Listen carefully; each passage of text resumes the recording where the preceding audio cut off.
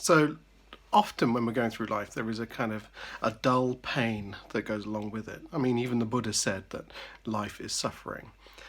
And often that means for a lot of us that there's a sense of dissatisfaction. We are not earning as much money as we would like. Our house isn't big enough. We don't have a car we'd like. We're not slim enough. And it goes on and on. And the problem with that is that we are living with a sense of dissatisfaction. We're unhappy with where we are now because we'd want to be somewhere else. And because we're so focused on that something else, and how much better life can be if we were somewhere else, we're not really enjoying where we are right now. We're not being in the present. And so there's this constant pain. And the thing is, when we get to that something else, when we lose a stone, we want to lose another stone. Or when we get a car, there's always a newer car. Or, there's always a bigger house. There's always something else that's going to make us feel unhappy and have that pain of dissatisfaction. But when we can learn to be happy with where we are now, then that pain goes away. And that doesn't mean we have to stop striving to be better or to have a better house or a better car or anything like that. But it means that we get an opportunity to actually live and enjoy where we are right now. And right now is the only place where we can live. So it's the only place where we get an opportunity to really experience life. Because otherwise we're not really present. We're constantly in the future, we're constantly worrying about the past, and we're not really present. So if we can teach ourselves to be present, to be thankful for what we've got, then that dissatisfaction subsides a little bit.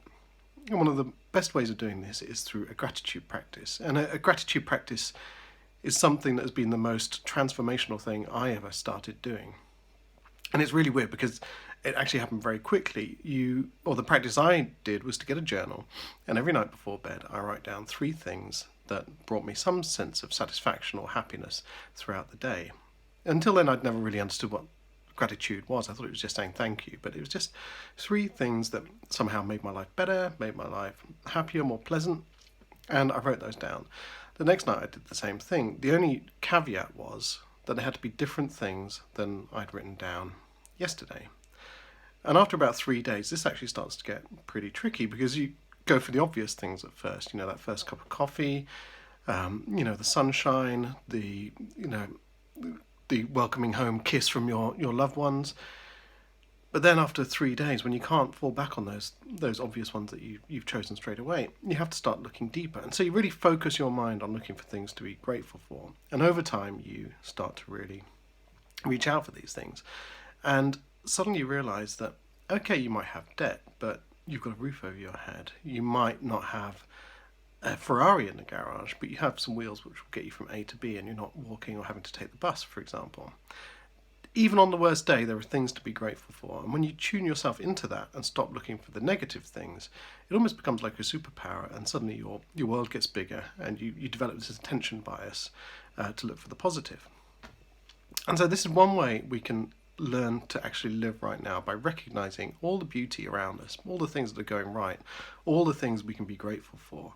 Even on a rainy day, there are beautiful reflections in the puddles. There's the rainbow after the rainstorm. Just things like that. Everywhere we go, there is beauty to be had and things to be grateful for. And you find that your life is actually very complete. But it doesn't mean you have to stop striving for better, or trying to be better, or trying to somehow make your life more complete or more fulfilled, or to realize your potential. Alright, so that's my thought for today.